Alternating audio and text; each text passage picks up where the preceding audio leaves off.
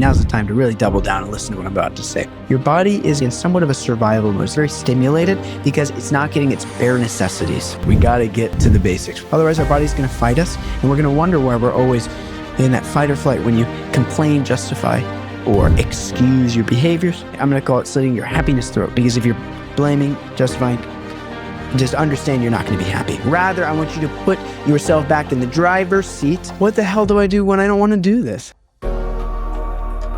Welcome back to the Conscious Success Podcast, where we teach you how to master your mind, enhance your health, and expand your wealth. I'm your host, Madhu, former monk, exploring the monk mindset method again today. Specifically, we're talking about the steps around creating your ideal schedule, what is and will likely come up in stopping you from following that ideal schedule, and ultimately, how do you get most of your days to look like what we call your ideal schedule or an ideal day? In other words, how do you actually live a life where you love every single day?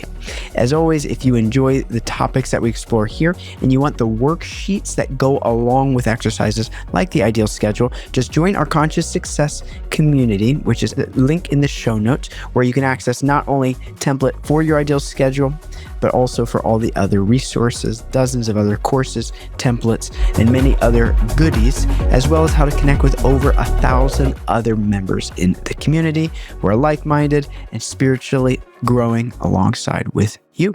Look forward to seeing you there.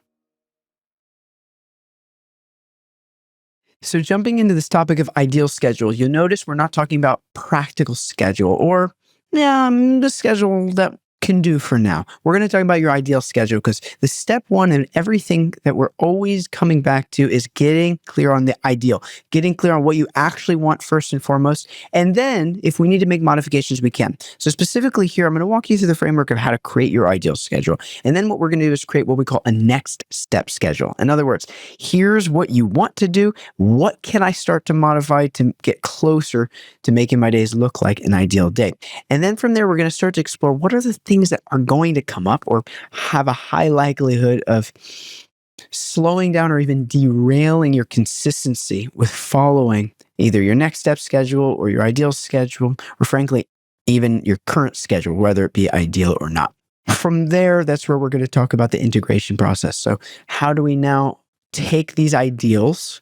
How do we start to implement them into our day-to-day practice? And then how do we track that in such a way as to actually be consistent? Because without data, without actually having some proper tracking, it's really difficult to be consistent with something. It's not impossible, but it's very difficult. Whereas if you have something you can come back to that you can actually say, check off when you complete, which is some of the resources that we have for you, it makes it so much more difficult to be accountable to something in the mind. Whereas if you take something out of the mind, then you can come back to it and fill it out. So let's get into the ideal schedule itself. The principles here are relatively straightforward, and one might call them commonsensical, but I'm going to go over certain areas that can very easily be overlooked. So in simple, the ideal schedule is, what do you want to be spending your days doing? And we're going to work in a very general movements first, and then we're going to narrow it down. And so that literally means, ideally, what time are you waking up most days? And then ideally, what time are you going to bed most days? And then from there, obviously, we can disregard the hours before and after, when you're asleep, that is. And then from there, how do we want to actually fill up your hours? The way we're going to start with this is, I want to go back to the behaviors. So the last podcast, one of the last ones we covered was behaviors. In other words, what are the things that you know you must commit to doing that will allow you the highest likelihood of achieving your goals? If you haven't done that step, I encourage you, pause here, go back to that episode where we show you how to figure out what habits or behaviors that you can commit to doing that will increase the likelihood of getting what you want or achieving your goals. Once you have those, first and foremost, we're going to start with plugging in what we call your anchors. The anchors are the ones that we really don't want to move at all, like day to day. And then we're going to fill out the ones that have a lot of flexibility. An example might be, you could say work, but depending on what your job is, work might entail a lot of different other things. Or you might say playtime, but we want to know, what does playtime actually consist of? So I'm going to give you some examples here in a minute. Coming to these anchors, what we're talking about is what are the things we don't want to change. The things I'm going to offer you to be anchors of the day are going to be around eating, sleeping, exercise, or just like movement in general, your meditation practice, and then what we might say is other, let's call them essential lifestyle aspects or anchors. And I'll give you some examples of those in a minute. The reason we're going to primarily talk about eating, sleeping, movement, and meditating is if we can just be consistent with those things, do them around the same time every single day, it's going to set your day up and then in turn your life up for success.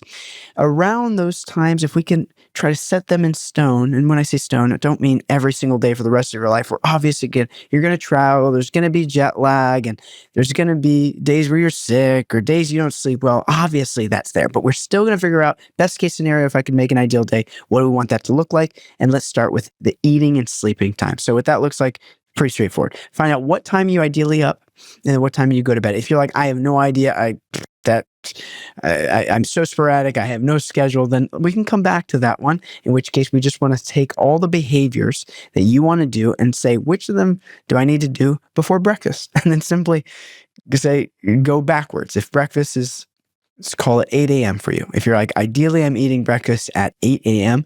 and you know that you need about 2 hours worth of behaviors or activities that need to be happening before, then your wake up time is 6. It's pretty simple. Otherwise, most of you, if you already have some idea of your waking sleeping times, pick that. And if you still have no idea, then wake up with the sun and go to bed sometime after the sun goes down. That's just how nature intended it to be so. If you're not familiar with circadian rhythms, you can check back to our podcast episode where we cover the 5 essential aspects for holistic health. One of those being sleeping patterns. Check that out where we go far more in depth about your sleeping. But it's simple. Pick a wake up time and pick a bedtime. And then we want to talk about your eating times. Now, your body is dependent on trusting you to the extent that we're eating and sleeping all over the clock and different times every day. Your body is going to be in somewhat of a survival mode. It's going to be very stimulated because it's not getting its bare necessities. And as the Lion King says, hopefully I don't get trademark in trouble for this, but anyway, I won't make the bad joke and sing bare necessities to you all to not make your ears hurt, but we got to actually worry about our bare necessities. We got to get to the basics. We have to make sure that we're nourished. Otherwise, our body's going to fight us, and we're going to wonder why we're always in that fight or flight. We're always stimulated. We're always overwhelmed. Make sure you're eating and sleeping around the same time. My offer to you is just pick a breakfast, lunch, and dinner time that you know works within your schedule. And even if it doesn't work in your current schedule and you have an ideal eating, sleeping time, then throw that in. And then from there, let's talk about exercise and let's talk about meditation. I don't care what time of the day you do it, but pick a time and commit to that time. Usually these are easier early in the morning. However, I personally like to exercise in the evening. I'm a 6 p.m. exercise kind of guy. So it doesn't really matter what time you pick, but just pick something that you know, okay, I'm going to make sure that around this time every day, I'm doing meditation, I'm doing my exercise. Now, the next question that is likely popping up in your mind, but Madhu, what if I don't want to do the same exercise every day? What if I don't want to do the same meditation every day? What if I don't want to eat the same food? I don't care what you eat. I don't care what you meditate on. I don't care what you exercise, but just have a designated time for movement. Have a designated time for not movement, aka meditating, for focusing and training the mind. I don't care what you eat, but eat around the same time. Let your body start to trust you, because these pillars or these anchors are really what are going to set up your biorhythms. And then we can start to plug in the rest. The 5th aspect is these different types of lifestyle anchors. They're really going to vary from person to person. So this could be everything from, let's say if you're an athlete of a sport, and we'll give you the example of Brazilian Jiu-Jitsu, and you like to have some dedicated time aside from working out to practice rolling, to practice sparring, whatever the case might be. You can have a designated time a day for that. Or relationship time with different relationships, time with your spouse, time with your parents, time with your children, time with the whole family, whatever it might be. I want you to then consider what are the things that are the biggest movers in your life to get you closer to the things that you actually want, to your goals, to your claims, to your declarations. And again, if you're not familiar with those terms, make sure you go back to the podcast where we teach you how to actually set reasonable goals, aka claims, aka declarations, etc. And then we can start to figure out what that 5th category is. In other words, what else do I need to plan ahead before everything else? It could be work, could be whatever. Now, when we're talking about your ideal schedule, once we have these pillars or these anchors set up, the next question then is, what do you really want to be doing with your life? We are going to go live for one of the upcoming podcasts that might be available by the time you're watching this, unless this just came out, is clarifying your purpose or your dharma. We're going to go pretty deep into that, in which case we can help you figure out what you want to be spending your waking hours doing. For now, I want you to work with what you do know. Whenever your mind comes up with these 3 nasty words, I want you to be the boss of the mind and check it. So the mind has these 3 nasty words it throws at us sometimes. And henceforward, you're not allowed to say this to me. I won't allow it. And I encourage you to practice not even saying it out loud to anyone. And those 3 nasty words are, ready? Drum roll, please. I don't know. Ugh. I don't know. No, it's not true. It's not true. Or even if it's true that you don't fully understand how to answer the question at hand, make a song out of that. The question I want you to ask yourself whenever the mind throws up the mental block of I don't know, which is just the mind quitting. The mind's like, I don't know. I don't want to think about this. It's just the way of your mind quitting, is ask yourself the question, what do I know about this? What do I know about this? Don't worry about what you don't know. Stop quitting. Don't allow your mind to just quit on you like that. Ask yourself the question, what do I know about this? And so when we're talking about all these other aspects of your day that have variables from work and relationships and other aspects of your health practices or your spiritual practices or philanthropic and charitable acts and whatever else needs to get thrown into your ideal schedule, I want you to go through this very considerate to what you do know you want to be spending your time doing. And we can move in blocks. An example might be, let's say what you do know is that having tried working different hours of the day, even engaged in things that you enjoy, everyone has a limit of how much quote unquote work you could spend doing in front of groups of people or on calls or on video or in front of a screen, whatever the type of work might be. Everyone's going to have a limit. I'm just going to throw out a random number. Let's just say your limit is you don't really want to spend more than 5 hours a day doing your ideal work. This does not mean crap work, stuff you don't want to be doing. If you're like, I don't like my job, I don't even want to spend 5 hours doing it. Good. We're not talking about your current job if that's not your ideal job. Assuming you get to do what you want, because my friends, you get to create the life you want. And if your mind is throwing up these victim, complaining, whiny, justification thoughts as I say that, then just no problem. Now's a good time to stop listening to the podcast. No, actually, now's the time to really double down and listen to what I'm about to say. If your mind's whining or blaming or complaining, my friends, I want you to practice slitting your financial throat. Oh, what did you say, Madhu? Yes, if you can't see me, if you're listening to the audio version of this podcast, I'm literally sliding my thumb across my throat to catch myself. I know it's graphic, forgive me, but it's helpful to be go really big and dramatic on these ways to stop us from doing things that are just incredibly detrimental to our health, aka blaming, complaining, justifying, excusing ourselves from actually empowering ourselves from achieving the life that we want. So if you notice your mind coming up with some of these thoughts, you can do the practice I do. Slit your happiness throat. A little takeoff of T. Harv Ecker's principle of slitting your financial throat when you complain, justify, or excuse your behaviors. But I'm going to call it slitting your happiness throat, because if you're blaming, justifying, just understand you're not going to be happy. Rather, I want you to put yourself back in the driver's seat. And if you have a thought that's disempowering, like, oh, I can't do it. Why? I can't do my ideal work. I'm going to have to do this work that I want. I'm stuck in this situation. Yeah, if you keep thinking that way, of course you're going to be stuck in the situation. Duh. All your brain does is try to find evidence to the thoughts you're thinking, the words that are coming your mouth. Change the thought, change the words. If these disempowering thoughts are coming up, fix them, change them, stop them. And in this way, you'll go, yeah, that's right. I can achieve whatever I want because I'm in control of my life. I get to actually create my future by the decisions I make today. And therefore, I'm actually going to plan for my ideal work. All right, let's call it 5 hours of work that you like to do. And keep in mind, I like to work 5 hours. Like, I love what I do. So 5's good, but starts to get a little much over that. It starts to bleed into the other important areas of my life. Then what you might want to do for now is you just block off your ideal working hours. Some of you like to work in the morning and be done by noon. Some of you don't even want to start until noon. And the cool thing is, it doesn't matter. Just pick the thing you want to do. Keep in mind, we're not locking it in stone. We can always change it later. Same thing with exercise. If you don't know what type of exercise, just have an hour blocked out. Or if you do know what exercise, great.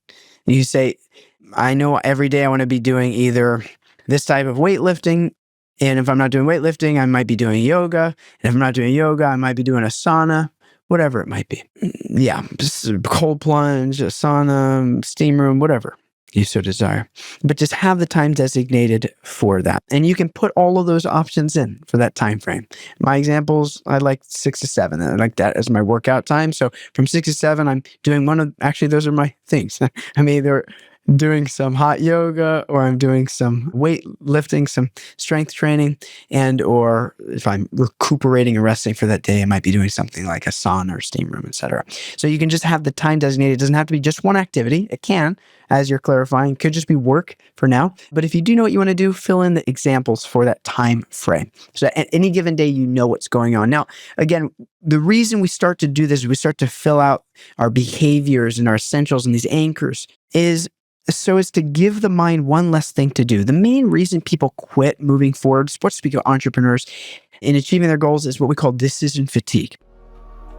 If you've ever considered having a podcast, especially if you're expert at what you do, I cannot suggest more highly using Podigy's service, which is what we use. If you like this production here, I highly suggest you reach out to Podigy through their contact in the show notes below to run and host your podcast. I went through a bunch of different teams, tried a bunch of different things. No one came close to what I got post-production from Podigy, and even just making a launch easy, taking your content, sharing it, making it presentable. Please check out Podigy if you're great at what you do and you've ever considered having a podcast. I really am excited for you to try them out as well. There's too many decisions to make. I'm overwhelmed. It's too much to think of. I don't want to put any more time and attention towards this. I'm overwhelmed. We want to minimize decision fatigue as much as possible. Even so much so when I was a monk, we make it so simple that you never have to worry about, how's my hair look? You always just shave it. Shave the head. You never have to worry, what color am I going to wear today? Okay, orange again. Cool. Even the robes we wear, they're one size fits all. You tie them so they fit you. They're just sheets that you tie. It really simplifies, and we don't have to think, what am I going to eat today? All that stuff's pre-planned. The more you can plan ahead, the less decisions you have to make, and the more you have, let's say, an increased decision-making capacity. Because inevitably, the more decisions you make, the more that capacity goes down and down and down. It's more work for the brain. We want to minimize decision fatigue, and that's one of the main aspects we're trying to accomplish with creating your ideal schedule. So map out with the anchors, eating, sleeping, exercising, meditating times, throw in any other essentials there, and then start to block out the time. So I want to be doing either this, that, or the other on any given day. And keep in mind, you can have multiple things. An example is workdays. If you just want to work 4 days of the week, and by the way, you might say, I don't want to work at all. That's just your trauma speaking, my friend. You do. Even if that work it might not look like what your current work is, but everyone has gifts and talents that can be engaged, that improve the quality of life of others. We're talking about that kind of work, something you actually enjoy doing. You have some time, but let's say you only really want to do stuff like that 4 days a week. So what do you do on the other 3 days? Kayaking or spending time at the beach, whatever it might be. You're either working or you're doing X at that time. You can even be more specific. This time of day, I like to do creative work. This time I like to take calls. Like, be as specific as you want, as you can, is really what I would offer you. Then once you have a general idea, what we're going to start to do is move in a direction to make this ideal schedule a reality. Keep in mind, if you need templates, we actually have an ideal schedule template in our Conscious Success community. When you join our community there, which is completely free, everything that we have there is completely free and available for anyone to jump into. You can find the ideal schedule exercise where you don't have to do this on a random piece of paper, which is also fine. And you can fill everything out as I walk you through it here. And we have resources that even go more in depth to what I'm sharing live. Once you have an idea of your ideal schedule, now we want to move in the direction of making that realistic. Now, certain things in your ideal schedule just might be out of reach right now. You might look at them and say, how will I ever achieve this? I don't know, but that's okay. You don't have to know right now, but we still want a pole star. We still want to know where north is so we can move in that direction of your goals.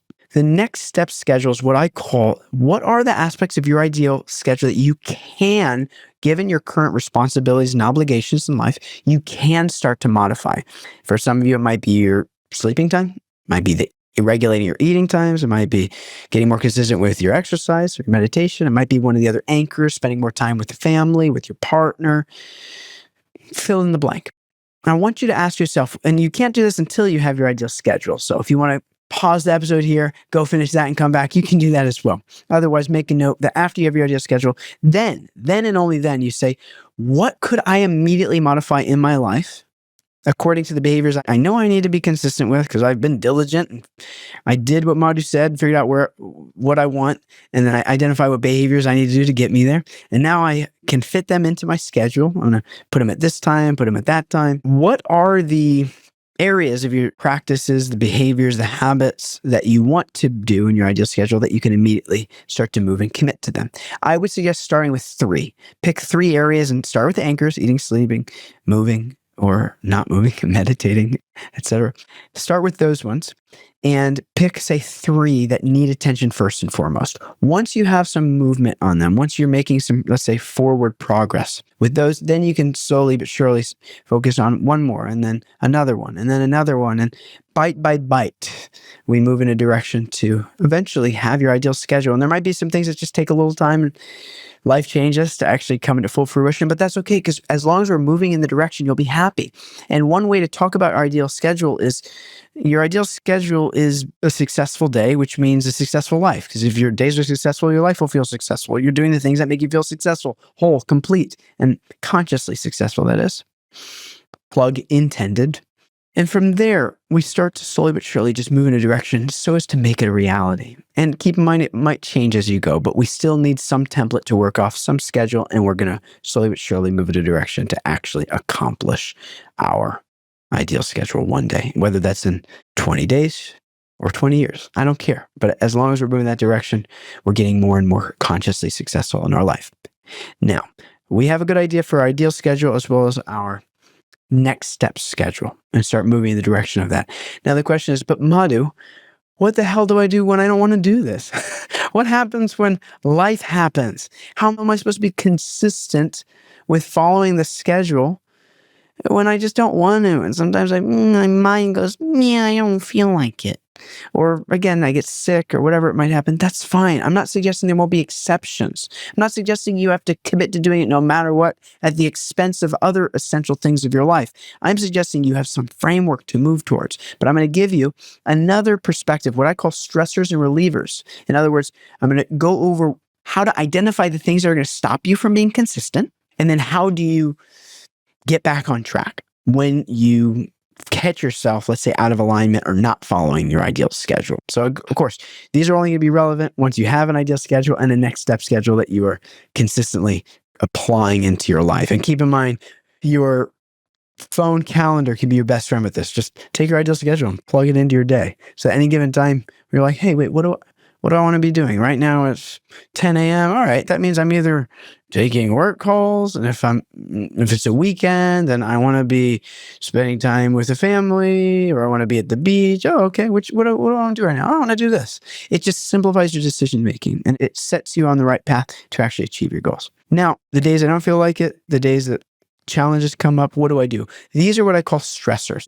There's different terms you can give for it. The vernacular I use, you can modify it. I don't care what term you use, but the thing we're talking about is, what is it that snaps you out of your core self, your ideal self, your connected conscious self? What are those things that when they happen, they take you out? For those of you who are looking, you can see I'm almost drawing a straight line up and down on my body. Like this is center. You can imagine there's center. And then what is it that happens that pulls me out of center? So you can think of the new cars out there. They have a feature, whereas if you start to swerve, it starts to beep, beep, beep, beep, beep, beep, beep, beep, beep, and it brings you back on track. So the stressors are the things that start to pull your car out of alignment. They start to pull you outside of your core connected conscious self. And then, in other words, start to make you think, I don't want to, but when this happens, it makes it very difficult to, but I got a boo-boo on my thumb. I can't work out today. Whatever those typical quote unquote stressors or excuses or challenges that appear in your life that throw you off course, I want you to start with identifying, writing them out. What are the things that typically come up or can come up that are going to stop you from being consistent? Identify them. And you might say, can only think of 3 things now. Fantastic. More things will come once you start practicing following your ideal schedule, or we should call it your next step schedule, moving in the direction. You're going to figure out more than 3 things, all the things that come up that stop you from being consistent. But step 1 is I want to bring awareness to them. Write them down. Identify what the stressor is, the thing that pulls you outside of your balance, outside of your core self. Once you have that identified, there's 2 steps to minimizing or frankly avoiding these stressors from happening. Step 1 is what we call avoiding strategy. That means, what can I do preventatively or proactively to minimize this stressor from even happening? Let's give you an example of, you want to be asleep by 10 p.m. at night, and you find that the thing that stops you from being asleep at 10 p.m. is that you can't stop scrolling on TikTok. You guys ever heard of TikTok before? Yeah, how about Facebook? How about Instagram? You're scrolling and you just can't seem to put that addiction of a phone down. I get it. So let's say the stressor is being screen time after 9:30. Let's say 9:30, or maybe it's 9:55, whatever time you need to put your phone down to make sure you're asleep by 10. Then we want to write down that stressor of being on my phone past 9:55. Then the avoiding strategy, or the first step, is, what are the things I can do to minimize or completely avoid this from happening? An example might be getting an app that blocks your screen time. There's apps like Apple products have this built in. There's other apps like Opal. I don't have any affiliation there, but these are some that I've used in the past, or still currently use on my phone. And you can download apps that actually minimize your screen time, and they turn your phone off. They turn the app off, I should say, at least. Or another avoiding schedule strategy would be, at 9:55, you have to actually turn your phone on airplane mode, or you have to, frankly, turn the phone off. Like, what is it you can do to minimize that from happening? But we also want to have what I call an exiting strategy. What do you do when you find yourself actually transgressing the strategies you've made and you find yourself already outside of your course connected self? These are what we call, like, exiting strategies are like dramatic. What are things that need to happen to slap you out of it? Like, what are things that are going to make a big difference to actually make, let's say, shake things up, to help you realize, I'm doing something that is outside of integrity, outside of alignment, and it's not going to get me closer to my goals. An example, let's say on the phone, if you find yourself, it's 10:30 and you're like, I'm still scrolling, then an example of an exit strategy is, I have to immediately turn my phone off, or immediately turn on airplane mode. I have to slide it across the floor way out of reach. But it's out of reach. I can't get it. Or whatever the case might be. Maybe you get a little lockbox, and if you catch yourself, you throw it in the lockbox and with a 5-minute timer, and you can't grab it after the 5-minute timer goes off. These are strategies that are very dramatic. The things when you catch yourself outside of alignment, what can you do to bring yourself back in? So these are what we call stressors. Figure out what's going to stop you from being consistent. And then once you've figured out what's going to stop you from being consistent, what can you do to minimize the things that are going to stop you? And then what do you do dramatically when you catch yourself already outside of alignment, not following the practices you want? And one very helpful resource for doing what we call avoiding and exiting strategies is what I call a reliever.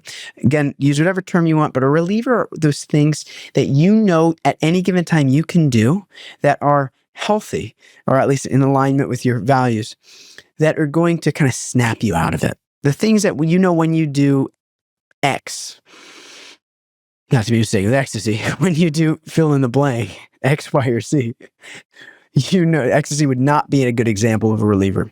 When you do X practice, it snaps you out of it and it cores you, it centers you. An example might be, let's say, some breath work. You know that if you do some breath work, if you stop what you're doing, it kind of shakes you out of the funk that you're in, or the lower mindset. It changes the pattern and snaps you out of it enough to be able to make a conscious decision, in which case you get back on track and come back to center. I want you to identify these relievers, and don't just name them, but be very specific. Don't just say breath work. Talk about the specific type of breath work that helps snap you out of it. Or even something simple like a 5, 4, 3, 2, 1 countdown.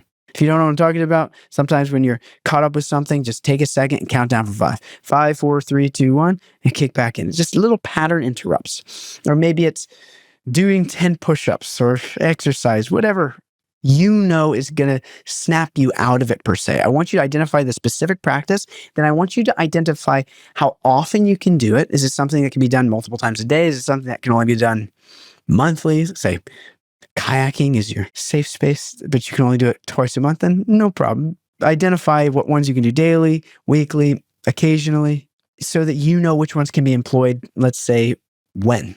Because the daily ones we can keep in our back pocket, these relievers, like a little pill. I know that anytime I could just do 10 oxygenating breaths, and it'll snap me out of it. And then I can actually make a conscious decision and move forward. And I also want you to figure out what's the least amount of verifiable times or minutes to do that. And again, instead of just saying, I'm going to do oxygenating breath, how many? I got to do at least 5 to feel a difference. And I don't really want to do more than 50 because then it just gets a little overwhelming for my body. So then we know, okay, I'm going to commit. My reliever is somewhere between 5 and 50 oxygenating breaths to snap me out of it. And in this way, as we start to develop what we call, again, avoiding and exiting strategies for our stressors, we can start to collect a little toolbox of these relievers. And it might just be 1, it might be 5. It doesn't have to be a long list, but what are those things that snap me out of it? And then you can mentally keep it like a little pill in the back pocket. And when you're stressed out, you grab that pill, per se, and you say, oh, I need to do 10 oxygenating breaths, etc. And then before you know it, you can come back to making a conscious decision. And then you look at your ideal schedule and say, oh, cool. It's 10 o'clock. That means I should be doing X, Y, or Z. And should, I don't mean to should on you. I don't often use the word should because it's a dangerous direction to should on people or should on yourself. But according to the desires that you have in relationship to your ideal schedule, then you can look to your calendar, see what you quote unquote should be doing at that given time. And then in this way, you are certainly going to achieve your goals. It no longer becomes a question of if you're going to achieve your goals. It simply becomes a question of when you're going to achieve your goals. This, my friends, is the value of creating an ideal schedule, figuring out how to prioritize your time, working on the anchors and the most essential areas of your day, creating a next step schedule that's actually going to move you in the direction of eventually following fully your ideal schedule, and then figuring out your stressors and relievers, the things that are going to stop you from being successful and snap you out of your routine.